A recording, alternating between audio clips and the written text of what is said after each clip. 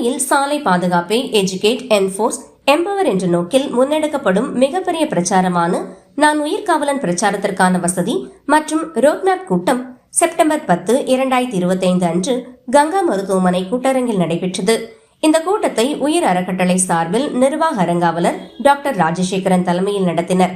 கூட்டத்தில் கல்வி நிறுவனங்கள், தொழில்துறை, அரசு நிர்வாகம், காவல்துறை, சமூக அமைப்புகள், சேவை சங்கங்கள், ஊடகங்கள் மற்றும் மாணவர் குழுக்கள் உள்ளிட்ட பல துறைகளின் பிரதிநிதிகள் பங்கேற்றனர். ஒவ்வொரு துறையும் தங்கள் வலிமை, தன்னார்வ தொண்டு மற்றும் தொடர்பு வாயில்களை பகிர்வதாக உறுதியளித்தனர்.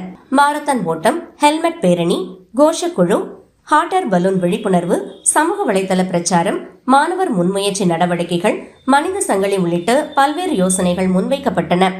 விபத்தில்லா வாரம் எனப்படும் சிறப்பு வாரத்தை கோவையில் நடைமுறைப்படுத்துவது குறித்தும் முடிவெடுக்கப்பட்டது. மாவட்ட ஆட்சியர் பவன்குமார் கிரியப்பனார், இயாசா, காவல் ஆணையர் மற்றும் மாநகராட்சி ஆணையர் இந்த முயற்சியின் முக்கிய ஒருங்கிணைப்பாளர்களாக இருப்பார்கள். செப்டம்பர் 13 அன்று ஹிந்துஸ்தான் கலை மற்றும் அறிவியல் கல்லூரியில் பத்திரிகையாளர் சந்திப்பின் மூலமாக பிரச்சாரம் தொடங்கப்படும்.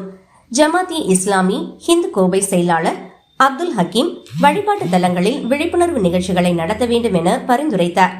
மாணவர்கள் மற்றும் தன்னார்வ தொண்டர்கள் முக்கிய பங்கு வகிக்க வேண்டும் என SIO பிரதிநிதி முகமது அல் பஹீம் வலியுறுத்தினார். பல்வேறு அமைப்புகள் தன்னார்வ தொண்டு, ஊடக ஒத்துழைப்பு மற்றும் நிர்வாக இணைப்புகளை வழங்க ஒப்புக்கொண்டனர்.